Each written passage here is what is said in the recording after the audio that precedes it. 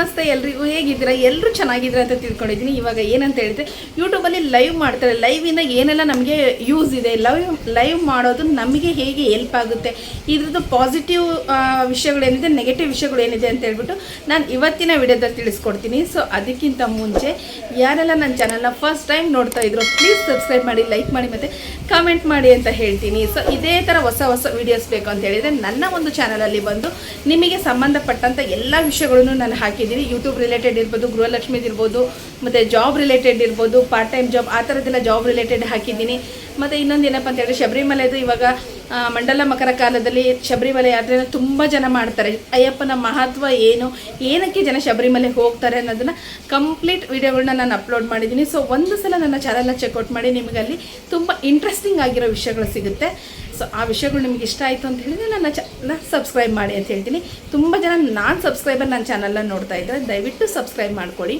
So ಇವಾಗ YouTube ಚಾನಲಲ್ಲಿ live ಮಾಡ್ತಾರೆ ತುಂಬ ಜನ. ಇದರಿಂದ ಏನು ಬೆನಿಫಿಟ್ಸು? ಸೊ ಫಸ್ಟ್ ಒಳ್ಳೆಯದನ್ನು ಹೇಳ್ಬಿಡ್ತೀನಿ, ಆಮೇಲೆ ಕೆಟ್ಟದನ್ನು ಹೇಳ್ತೀನಿ. ಕೆಟ್ಟದಂದರೆ ನೆಗೆಟಿವ್ ಅಂತ ಏನಲ್ಲ, ಅದು ನಿಮ್ಮ ಒಂದು ವಿವೇಚನೆಗೆ ಬಿಟ್ಟಿದ್ದು, ಅದು ನೀವು ಹೇಗೆ ತೊಗೊತೀರೋ ಅದಕ್ಕೆ ಬಿಟ್ಟಿದ್ದು.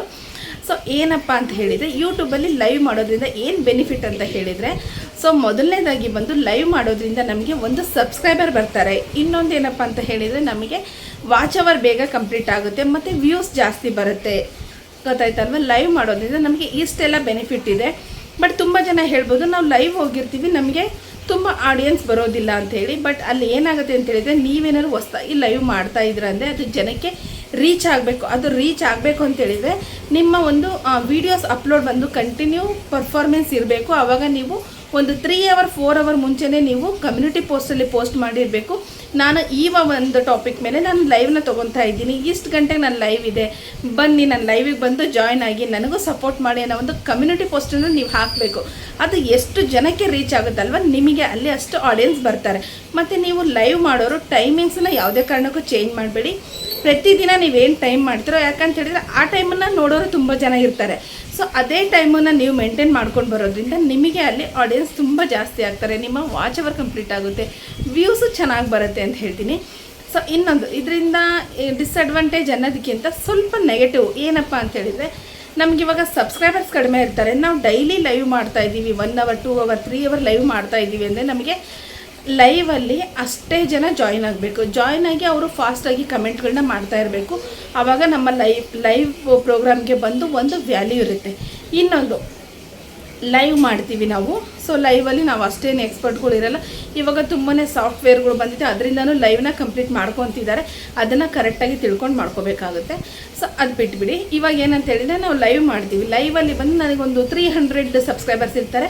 ಬಟ್ ಲೈವ್ ಪ್ರೋಗ್ರಾಮ್ನ ನಾನು ದಿನ ಮಾಡೋದ್ರಿಂದ 1 ವೀಕ್ ಆದಮೇಲೆ ನನಗೇನಾಗ್ತಾರೆ, ಒಂದು 2,000ನೋ 3,000ನೋ ಸಬ್ಸ್ಕ್ರೈಬರ್ಸ್ ನನಗೆ ಆಗ್ತಾರೆ. ಸೊ ಅವಾಗೇನಪ್ಪ ಅಂತ ಹೇಳಿದರೆ, ನೀವು ಲೈವ್ ಮಾಡ್ತಾನೆ ಇರ್ತೀರ, ವೀಡಿಯೋಸ್ ಹಾಕ್ತಾ ಇರ್ತೀರ. ಸೊ ನಿಮ್ಮ ಚಾನಲ್ ಬಂದು ಸಬ್ಸ್ಕ್ರೈಬರ್ ಇನ್ಕ್ರೀಸ್ ಆದರೂ, ಸೊ ಲೈವಿಂದ ವಾಚ್ ಅವರು ಬಂತು, ನಿಮ್ಮ ಚಾನಲ್ ಬಂದು ಮಾನಿಟೈಸೇಷನ್ ಆಗೋಯ್ತು. ಸೊ ಅದಾದಮೇಲೆ ಮಾನಿಟೈಸೇಷನ್ ಆದಮೇಲೆ ನೀವು ವೀಡಿಯೋಸ್ ಅಪ್ಲೋಡ್ ಮಾಡ್ತೀರಾ, ಆವಾಗ ನಿಮ್ಮ ವೀಡಿಯೋಸ್ಗೆ ಅಷ್ಟೊಂದು ವ್ಯೂಸ್ ಬರೋದಿಲ್ಲ.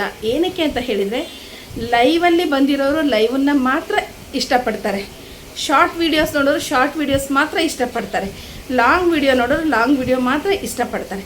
ಸೊ ಇದು 3 ಕ್ಯಾಟಗರಿ ಡಿಫ್ರೆಂಟ್ ಆಗಿರೋದ್ರಿಂದ ಲೈವಲ್ಲಿರೋರು ವೀಡಿಯೋಸ್ ನೋಡೋಲ್ಲ, ನಿಮಗೆ ಆವಾಗ ವ್ಯೂಸು ತುಂಬ ಕಡಿಮೆ ಬರಲಿಕ್ಕೆ ಸ್ಟಾರ್ಟ್ ಆಗುತ್ತೆ. ಬಟ್ ನಾನು ಲೈವ್ನ ಬಿಟ್ಬಿಡಿ ಅಂತ ಹೇಳಿಲ್ಲ, ಯೂಟ್ಯೂಬರ್ ಆಪ್ಷನ್ ಕೊಟ್ಟಿರೋದೇ ನಮಗೋಸ್ಕರ. ನಾವು ಏನೆಲ್ಲ ಆಪ್ಷನ್ ಕೊಟ್ಟಿದ್ದೀವಿ, ನೀವು ಅದನ್ನು ಯೂಸ್ ಮಾಡ್ಕೊಳ್ಳಿ. ಎಲ್ಲ ನಾವು ಕೊಟ್ಟಿರೋಂಥ ಎಲ್ಲ ಒಂದು ಆಪ್ಷನನ್ನು ನೀವು ಯೂಸ್ ಮಾಡ್ಕೋಬೇಕು ಅಂತಲೇ ಯೂಟ್ಯೂಬಲ್ಲಿ ಇರೋದು. ಆ್ಯಕ್ಚುಲಾಗಿ ನಾನು ಅದು ಮಾಡೋದು ತಪ್ಪು ಅಂತ ನಾನು ಹೇಳ್ತಾ ಇಲ್ಲ. ಬಟ್ ನನ್ನ ಒಂದು ಸಜೆಷನ್ ಏನಂತ ಹೇಳಿದ್ರೆ, ಲೈವ್ ಮಾಡ್ತೀರಾ ಮಾಡಿ, ಅದ್ರ ಜೊತೆಗೆ ನೀವು ಸೊ ದಿನಕ್ಕೊಂದು 2 ದಿನಕ್ಕೊಂದು ಲಾಂಗ್ ವೀಡಿಯೋಸ್ನ ನೀವು ಅಪ್ಲೋಡ್ ಮಾಡ್ತಾ ಬನ್ನಿ. ಅದನ್ನು ನಿಮ್ಮ ಒಂದು ಲೈವಲ್ಲಿ ನೀವು ಹೇಳ್ತಾ ಹೋಗಿ, ನಾನು ಈ ಒಂದು ಟಾಪಿಕ್ ಮೇಲೆ ವಿಡಿಯೋ ಹಾಕಿದ್ದೀನಿ, ಸೊ ನೋಡಿ ಅಲ್ಲೋಗಿ ನಿಮಗೆ ಆ ಟಾಪಿಕ್ ಏನು ಅನ್ನಿಸ್ತು ಅದ್ರ ಬಗ್ಗೆ ಕಮೆಂಟ್ ಮಾಡಿ, ಇಲ್ಲ ನಿಮಗೆ ಯಾವುದಾದ್ರೂ ರಿಲೇಟೆಡ್ ವಿಡಿಯೋ ಬೇಕಿದ್ರೆ ಕಮೆಂಟ್ ಮಾಡಿ ಅಂತ ಹೇಳಿ ನೀವು. ಸೊ ಹಂಗಂತೇಳಿ ಆ ಥರ ಹೇಳೋದೂ ತಪ್ಪಾಗುತ್ತೆ. ಲೈವ್ ಮಾಡಬೇಕಾದ್ರೆ ತುಂಬ ನೆಗೆಟಿವ್ ಕ್ವಶನ್ಸ್ಗಳು ಬರೋಕ್ಕೆ ಸ್ಟಾರ್ಟ್ ಆಗುತ್ತೆ. ಬಟ್ ಅದಕ್ಕೆಲ್ಲ ತಲೆ ಕೆಡ್ಸ್ಕೊಳಕ್ಕೆ ಹೋಗ್ಬೇಡಿ. ನೀವು ಏನು ಹೇಳಬೇಕು ಅಂದರೆ, ನಾವು ಈ ರಿಲೇಟೆಡ್ ಟಾಪಿಕ್ ಮೇಲೆ ಯೂಟ್ಯೂಬ್ ಚಾನಲ್ ಮಾಡಿದ್ದೀವಿ, ಈ ಒಂದು ಕ್ಯಾಟಗರಿ ರಿಲೇಟೆಡ್ ನಿಮಗೇನಾದ್ರೂ ಯಾವ್ದಾದ್ರು ವಿಡಿಯೋ ಬೇಕಿದ್ರೆ ನೀವು ಹಾಕಿ ಅಂತೇಳಿಲ್ಲ ಅಂದರೆ ನಿಮಗೇ ಚಾಲೆಂಜ್ ಮಾಡೋವಂಥವ್ರು ಇರ್ತಾರೆ. ಸೊ ನಿನಗೆ ಚಾಲೆಂಜ್ ಇದ್ದರೆ ದಮ್ಮಿದ್ರೆ ಈ ಥರದ್ದೆಲ್ಲ ಮಾಡಿಬಿಡಿ ಅಂತ ಹೇಳೋರು ಇರ್ತಾರೆ. ಸೊ ಹಾಗಾಗಿ ನಿಮ್ಮ ಒಂದು ಟಾಪಿಕ್ ಏನಿದೆ ಆ ಒಂದು ರಿಲೇಟೆಡ್ ನಿಮಗೆ ಏನಾದ್ರೂ ವೀಡಿಯೋಸ್ ಬೇಕಿತ್ತು, ಇನ್ಫಾರ್ಮೇಷನ್ ಬೇಕಿತ್ತು ಅಂದರೆ ನಮಗೆ ತಿಳಿಸ್ಕೊಡಿ ಅನ್ನೋ ಒಂದು ಮಾಹಿತಿನ ನೀವು ಹೇಳಿ.